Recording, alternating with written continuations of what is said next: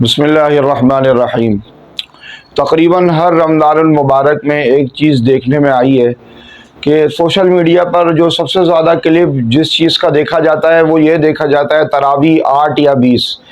اس کے اوپر ہی بحثیں ہوتی ہیں، اس کے اوپر ہی چیزیں زیادہ تر شروع رمضان سے لے کر 10 رمضان تک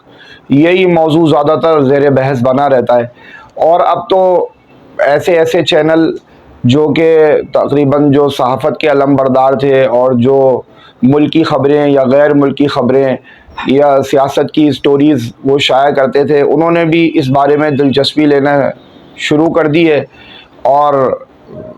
اس کے اوپر جو ہے نا ویلاگز بنانے شروع کر دیے ہیں تراویح 8 یا 20۔ حالانکہ افسوس کی بات یہ ہے کہ تراویح کا معاملہ تو ایک طرف رہا، 8 پڑھے کوئی یا 20 پڑھے، اس سے کوئی جہنمی یا جنتی کا فیصلہ نہیں ہوتا، لیکن یہاں پر جن چیزوں کے اوپر جنت یا جہنم کا فیصلہ ہونے کا مواخذہ ہونے کا ڈر ہے، ان چیزوں پر بھی لوگ جو ہے نا اب آنے کے لیے تیار نہیں ہیں۔ میری مراد اس سے یہ ہے کہ ہم یہ دیکھ رہے ہیں کہ جیسے جیسے سال بیتتے چلے جا رہے ہیں، گزرتے چلے جا رہے ہیں، روزہ خوروں کی تعداد بہت زیادہ بڑھتی چلی جا رہی ہے، اور روزہ خوری اس کے اندر کوئی باعث شرم اور باعث عار کوئی بات رہی نہیں۔ جب ہم چھوٹے تھے تو اس ٹائم کے اوپر بھی اگر کوئی روزہ خوری کرتا تھا تو اس کو شرم آتی تھی اور وہ کہیں کنارے پہ ہو جاتا تھا، کہیں چھپ کے روزہ خوری کرتا تھا۔ لیکن آج آپ یہ مزدور طبقے کو دیکھیں جو غریب طبقہ ہے، اور اس مزدور طبقے کے اندر بھی اور امیر طبقے کے اندر بھی غریب سے غریب آدمی بھی آپ کو مل جائے گا اور امیر سے امیر آدمی بھی آپ کو مل جائے گا جو دھڑلے کے ساتھ روزہ خوری کر رہا ہوگا، یوں منہ کو گالدان بنائے ہوا ہوگا، نعوذ باللہ من ذالک۔ لیکن اس کے اوپر دعوت دینے کے لیے کوئی تیار نہیں ہے، اور لوگوں کو چونکہ روزے کے اندر ٹائم پاس کرنے کے لیے تفریح چاہیے،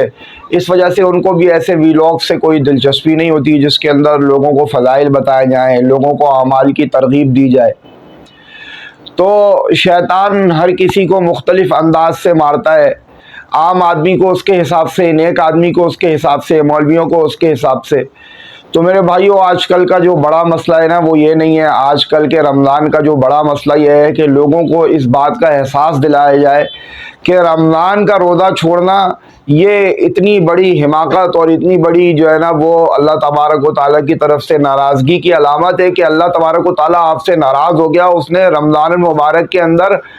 روزہ رکھنے کی توفیق سے آپ کو محروم کر دیا۔ مجھے تو چونکہ اس کے اوپر ذاتی طور پہ بہت زیادہ غصہ آتا ہے کسی کو دیکھ لوں تو، اور تقریباً پچھلے سال یا اس سے پچھلے سال میرے ایک چھوٹے سے بچے نے روزہ رکھا 5-6 سال کے، تو میں اس کو ساتھ باہر لے کے نکلتا تھا، دیکھتا تھا کوئی روزہ خور ہے تو میں بولتا تھا اللہ کے بندے اس بچے نے روزہ رکھا ہوا ہے پورے دن کا گرمی کے اندر، تم روزہ خوری کر رہے ہو بے شرم آدمی۔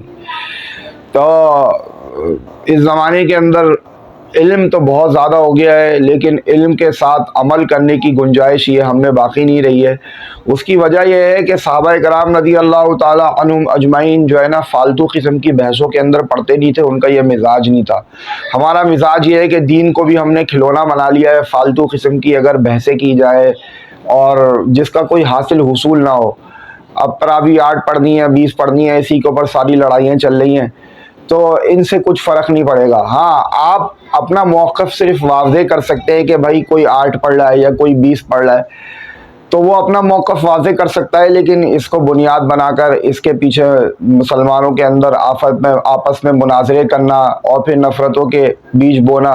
یہ تو کوئی مناسب حرکت نہیں ہے۔ ہر کوئی اپنے کیے کا ذمہ دار ہے۔ اور ابو ہریرہ رضی اللہ تعالیٰ عنہ سے مروی روایت ہے غالباً سنن ترمذی میں کہ رمضان کا ایک روزہ اگر کوئی چھوڑ دے تو پوری زندگی اگر اس کے لیے قضا روزے رکھے تو اس کا حق ادا نہیں ہو سکتا۔ تو اللہ تبارک و تعالی ہمیں توفیق نصیب فرمائے۔ خلاصہ یہ ہے کہ جہاں کہیں بھی کسی کو دیکھے کوئی روزہ خوری کر رہا ہے، اس کو کم سے کم کچھ بولے ضرور، خاموشی سے صرف منہ بند کر کے سی کر دیکھتے نہیں رہیں تماشا، ورنہ تو آج یہ ہے کل ہماری اولاد ہو جائے گی ان کی جگہ۔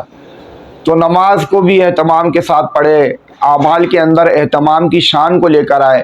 کیونکہ اگر آپ دعوت دین کا کام کر رہے ہیں اور آپ کے عمل کے اندر اہتمام نہیں ہے تو پھر آپ کی دعوت دین بھی بیکار ہوگی۔ اللہ تبارک و تعالی رمضان المبارک کی سعادتوں سے محروم ہونے سے بچائے۔ وآخر دعوانا الحمدللہ رب العالمین۔